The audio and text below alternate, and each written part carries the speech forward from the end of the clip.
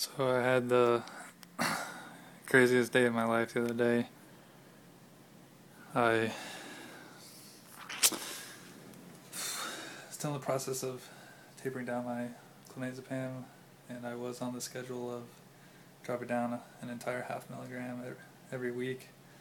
So even though it's every week, you're still going from, and even though it has 30 to 40 hour complete lifespan in your system, their effectiveness is 12 hours at a time.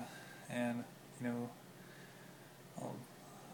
a lot of people are start off at just a quarter of a milligram at a time to control their anxiety, and my doctor had me dropping off an entire half a milligram. So I knew as soon as he put me on that plan, and then after doing research on what is supposedly the proper way to do it, which is the recommendation for the proper way to do it is to taper off, at your own pace, and an eighth of a milligram at a time, so like 0.1275 about every 1 to 2 weeks, depending on how you feel. And then the supposed expert on it, the tapering process, also, even though clonazepam is a long-acting benzodiazepam and has a 12-hour effectiveness time before you take your second dose of the day, if you're taking it twice a day.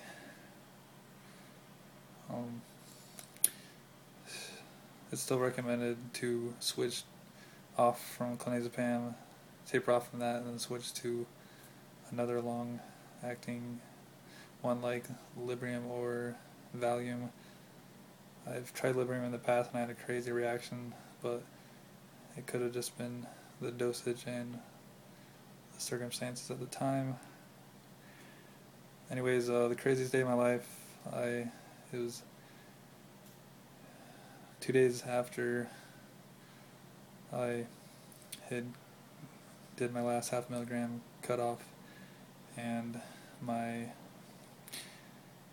brain ended up, your brain's supposed to be here, and like when you're on clonazepam, if you take too much, it can slow down your brain. It's pretty elementary explanation. And then if you take too much away from it, and your brain is trying to function on its own and it's used to having the medication to where it's regulated to do normal processes, you end up here, and your brain's going so crazy and out of control. And that's what happened to me, sadly.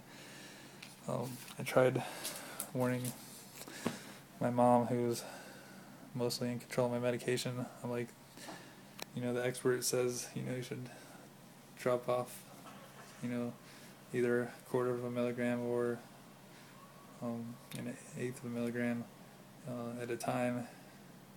Do it depending on how you feel.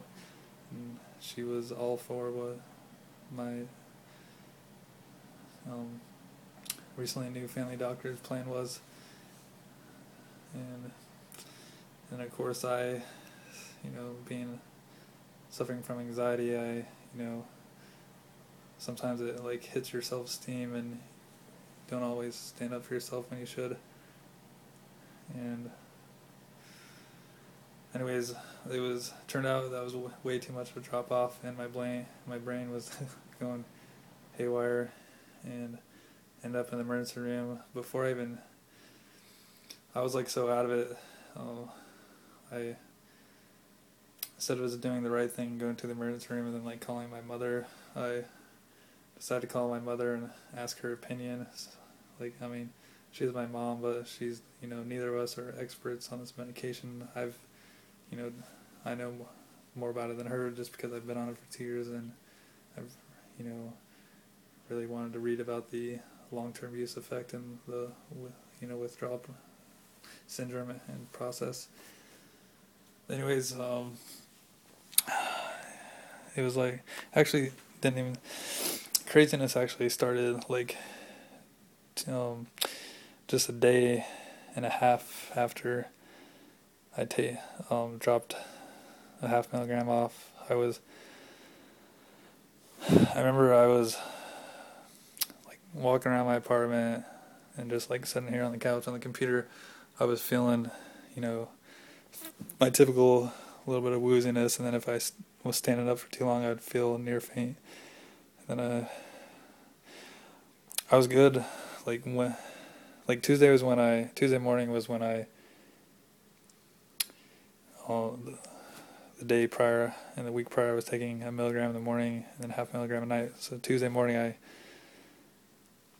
it was like Monday night I was going from half milligram at nighttime to boom, all of a sudden down to half milligram in the morning instead of the 1 milligram. And there are other ways to space it out. Like my doctor has me on now. He bumped me back up to 1.5 milligrams a day, but instead of twice a day, he has me on a more even taper. The more recommended, which I laugh because this wasn't done in the first place.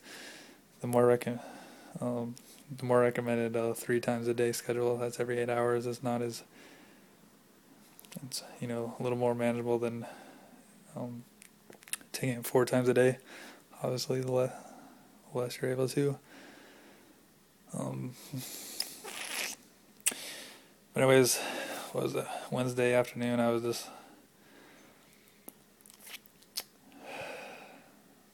here on the couch, probably doing something on the computer, and I started feeling like really irritable, and I started having like an anxiety attack, and I didn't really need any sleep, but in the past, a lot of times I would at least, lay down and then take a nap if I felt like my brain needed it. And I remember what I was doing now. I was watching like a Justin TV stream of South Park, and I remember I was having anxiety, and typically like that show like makes me crack up. It doesn't give me anxiety at all. But I was like laying here, and I remember the vulgarness of the cartoon was and like some of the like negativity, and it was like getting to my head, and I was like laying here and I fell asleep to it, and I didn't have the volume up loud. I had like up quiet enough to fall asleep to, but like I might have like still subconsciously been hearing it while I was sleeping. And I like never have nightmares, but I ended up having like these crazy nightmares.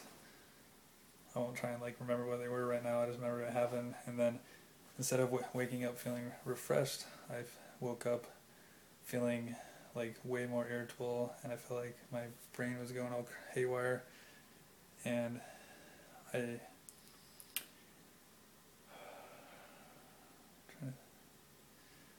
ended up, I still had like a nightly dose to take later on at night, and I took that, and it worked for a little bit, and then all of a sudden, maybe like 3 or 4 hours later, for something that's supposed to be effective for 12 hours, it like completely like wore off, and my brain went back to going like all haywire, and it was just really crazy. Like I felt like I went from like feeling like I couldn't exercise at all to like feeling like I was jacked up on like cocaine or speed or steroids, or having like the negative side effects to like a SSRI depression medication like Zoloft. And I felt like I couldn't get enough exercise. I tried doing like some like upper body exercises and then jogging in place, and I was kind of like out of it, so like I could have done more, but like I remember I stopped not only because I'm like so out of shape, but because my brain was just going crazy, and I felt like it wasn't helping. And I thought that just, this side effect had never happened to me, other than, one time when I tried out Zoloft, and then one time that I tried Librium, and then one time that I tried a pretty high dose of some Celexa. But this was like so much crazier than the side effects I had from those medications. And I somehow, I assumed that, it was just like a reaction and I just need to lay down and fight through it, but it just like would not go away and kept like getting worse and worse. And I remember it was like 6 a.m. I finally just couldn't take it, and I called my mom, and she finally made it over here, and I was just like, felt like my brain was going to explode. And I remember it took me the longest time. I was actually out in my living room, and I couldn't even I was like frozen to the couch out there, and I remember it took me the longest time to put on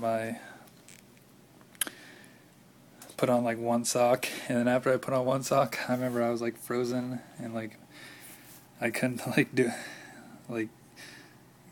anything, and I couldn't even put on my other sock. And then it took like 10 or 15 minutes to put on my socks, and then it took like a whole bunch of willpower to put on my shoes in time. And it was like I'm laughing now, but that was crazy. And then the scariest part, there's a little more interesting parts to it. I paid the price for not calling the squad, because last I heard, since I live right down the road from the hospital, I'm within boundaries to get an ambulance ride without getting sent a $500 bill for going right down the road. And I should have done that in the first place, and I ended up paying for it when I got to the ER, because I sat in the waiting room forever, and I was my brain was just feeling like it was just getting bigger and bigger and bigger, and just going crazy, crazy, crazy, like a swarm of bees or wasps, really. And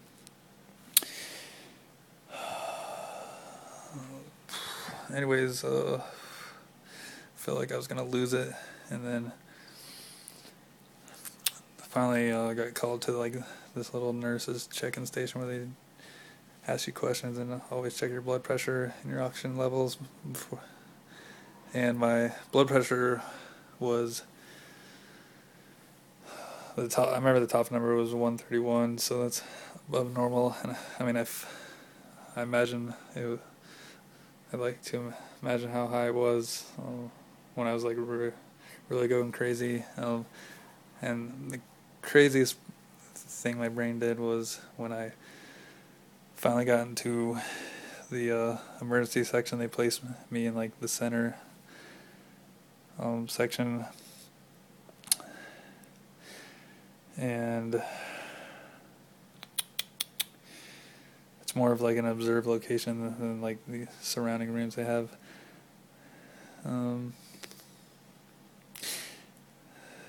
At least some of the side rooms, they have some surrounding rooms that are glass wall that are right across from the desk that are more observable. But anyways, yeah, I was at Burger Hospital here in Circleville, and I was laying on the hospital bed, and it was taking them forever to do something to get rid of this crazy side effect I was having with my brain going nuts. And I was holding on to the metal bars on both ends of the bed, and they were asking me all these questions and telling me, the doctor was eventually going to come out. And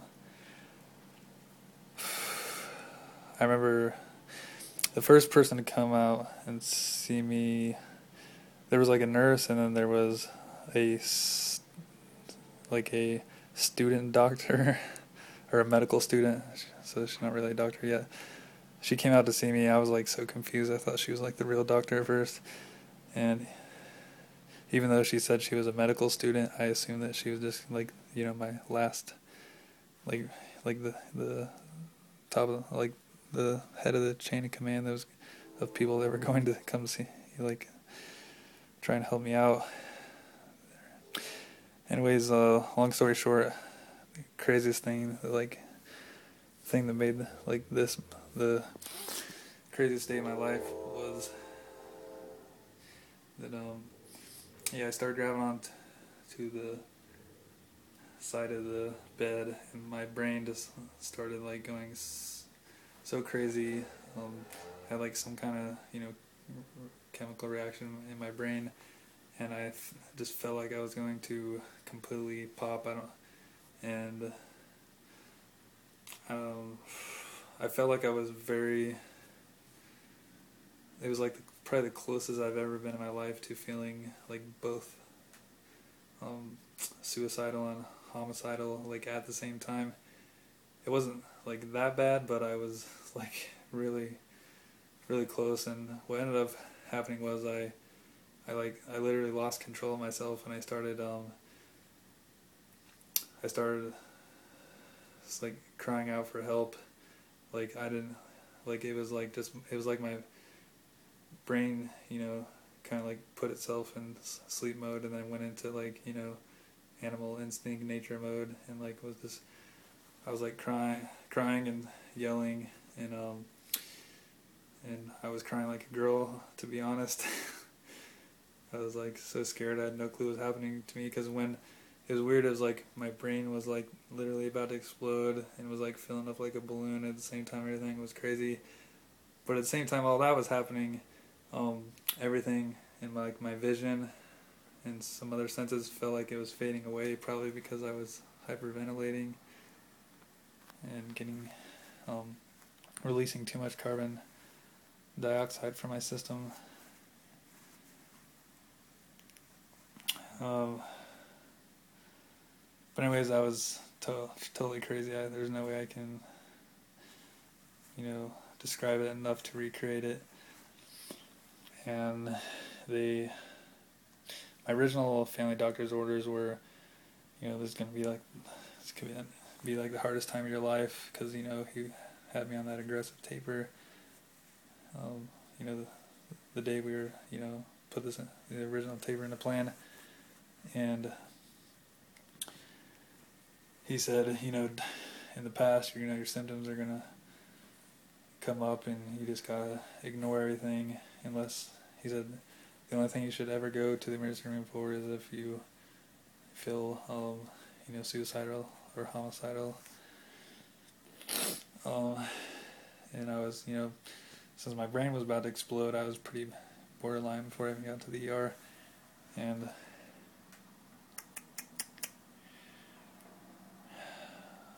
anyways, one thing he told me, and then he like passed, you know, my mom was there too, so she had to hear it, was, he said, if any doctor ever tries to give you more like benzodiazepines during this process, or in the future when you're off of it, ever tries to give you benzodiazepines again, say absolutely no, and look for other alternatives. Well, the emergency room doctor that finally came out to see me, it was kind of interesting, because he was like someone I could relate to. He was like fairly like tall guy. He might have been 6'5", 6'6". So it was almost like having a brother like show up to your side. But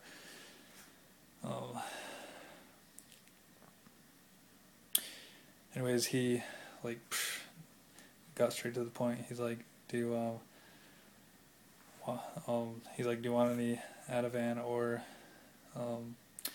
Valium? I've never had Valium. And since I've had Ativan in the past, and I knew that it was fast acting, I was just like, at first I was like, I was out of it, and I was like thinking about what my doctor said, and then reality hit in, like, come on, you moron, like, the reason you're feeling this way is because you have, you don't have enough benzodiazepines in your system right now, and you were tapering off too fast. So finally logic kicked in, and I'm like, I'll take the Ativan, and they gave me that. And another interesting thing that was happening, which I'll have to like look up again just to be 100% sure, was my bladder was literally full to like the max, and like my anxiety, this craziness in my head was increasing. Like, I don't know if it was coincidentally at the same time that like my bladder was getting more full and full, and they, you know, what most emergency rooms do, no matter how many times you came in for an anxiety attack, they, you know, just to be on the safe side and to, you know, just another reason for them to bill you or your insurance.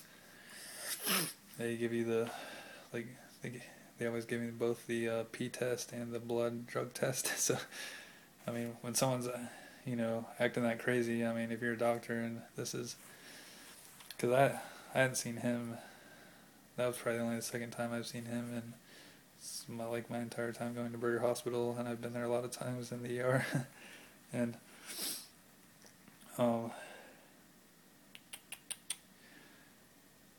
ironically, the last time I seen him was probably like a year ago, and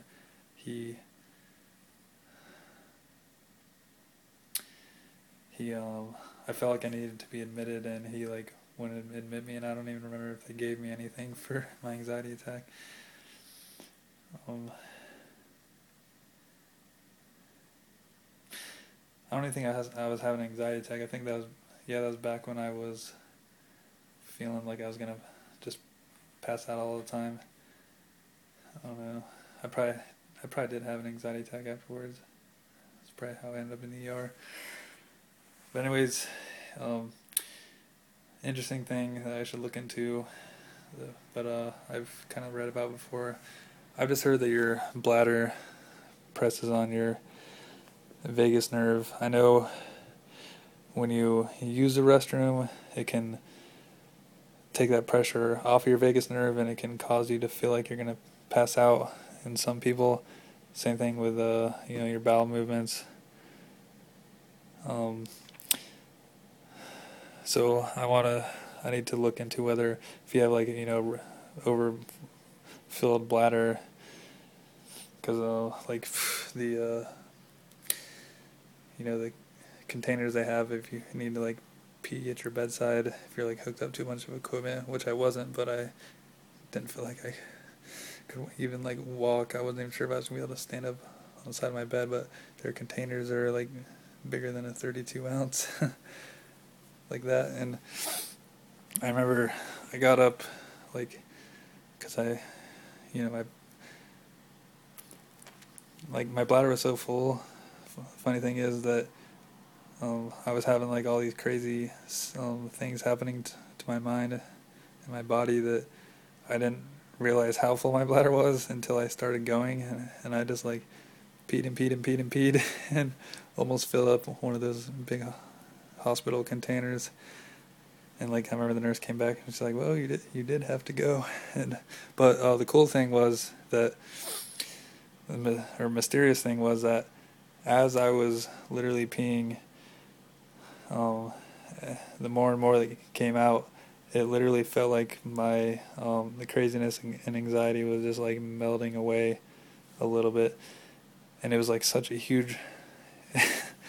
It was like the weirdest thing, because I didn't feel like I'd had, you know, a huge relief from going to the restroom, like I was holding it in, but my brain felt like it had a huge relief on itself from all that craziness, and it didn't feel like it was going to explode as much. And then after that, they brought in the Ativan. I took that, and then when that kicked in, you know, it didn't last very long, and I have no idea like what the dosage was compared to like how much clonazepam I'm taking. Anyways, like when the Ativan was like working like good in my system, it was like, yeah, it was like a miracle from God. I know it's just medicine, but, and chemistry and everything, but it was just crazy how I went from like one end of the, the spectrum to like, being centered out, even like a little, probably below center because of that type of fast-acting benzodiazepam, and then my mom ended up asking the same question I was going to ask. Do I just continue to take my next clonazepam dosage on the day, or do I need to like push it out farther into the day since I just had Ativan, so I don't like end up putting too much benzodiazepines in my system? And the nurse said no, just continue taking your medication and make sure you get a hold of your doctor to discuss your dosage. And and I wasn't even sure if my doctor was one of those like hard-headed types that like once he makes a decision, like on like with a tapering process of medication, he like sticks to his guns. But surprisingly, I was able to get out to my doctor, and he completely changed his mind. He did have me wanting me to take my doses twice a day, and when I was on 1.5 milligram, 1 milligram in the morning and then take 0.5 milligram at night. Well, that's kind of like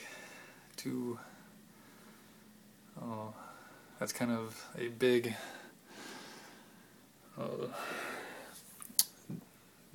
jump. Even though like you're asleep, it's still like it's supposed to be like a 12-hour medication. I don't know. Yeah, I guess I don't know enough about it to really argue that point on that, because I know a lot of people don't use it as needed. So, and like even in the long term, some people like don't get addicted to it, and they like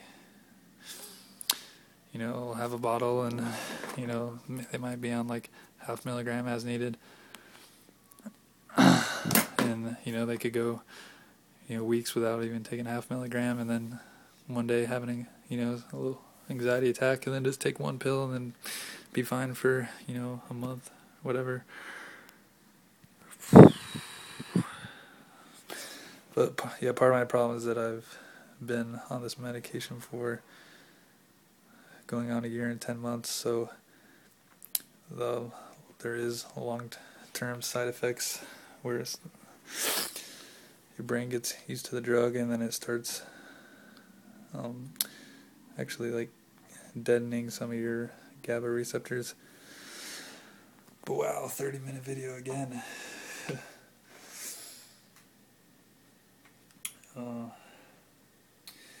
So yeah, after I got the ER, I took like my next dosage for the day, and I felt like, I'm trying to think, can't remember if oh yeah, I saw a doctor before I took my next dosage today, but anyways, we got my dosage worked out to, like I was saying earlier, bumped me back up to 0.5 milligram total for the day, but instead of taking my dosage spread out twice a day, he has it spread out 3 times now, and so I'm taking literally 0.5 milligram every 8 hours. I'm not even, it wasn't even recommended that I be alone in my apartment right now. I spent yesterday and this morning and this afternoon at my parents hanging with my stepdad. We watched, he stayed up and watched like Star Trek 4, 5, 6, like 7, 8, and 9. I can't. So you watch 5, 6, 7, 8, 9, and probably the 10th. Yeah, I believe the 10th one also. So yeah, he watched like 5 or 6. I'm thinking 6. 6, possibly 7 Star Trek movies in a row last night. I fell asleep on like the 5th or 6th one, and really stopped paying attention towards like the end of the 4th one. Not the 4th movie, but I guess it'd be Star Trek 7.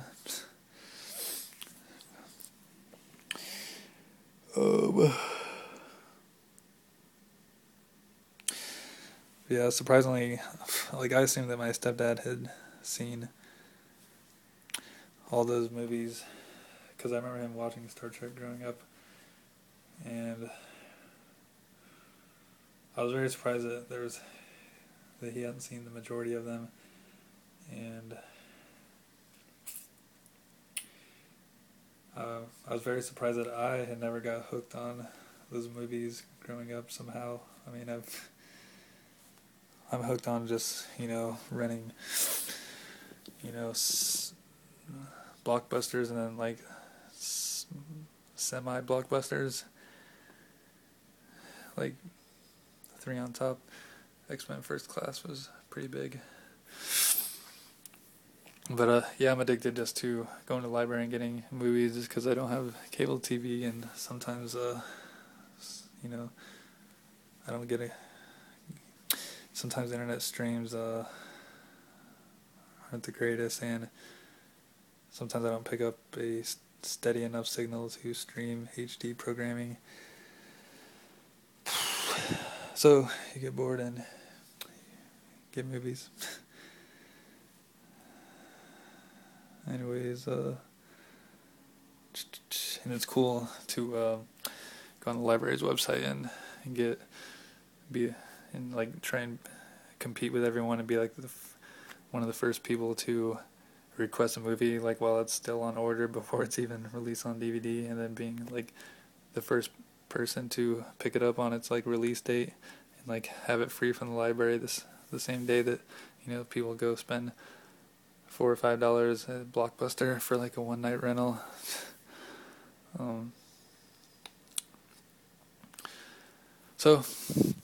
But yeah, if you want to do that though, you gotta like request something like 2 to 3 months in advance. But like once you get the process starting, if it's your hobby to watch movies all the time, it just becomes a cycle. It's gonna be I guess my face isn't gonna show up that dark, but it's definitely dark when you point the camera down. Something interesting I got in the mail. Oh yeah, I guess I should say this really quick. Actually, this is from the Navy. I got something else to say about my withdrawal process, so I'm going to start another video.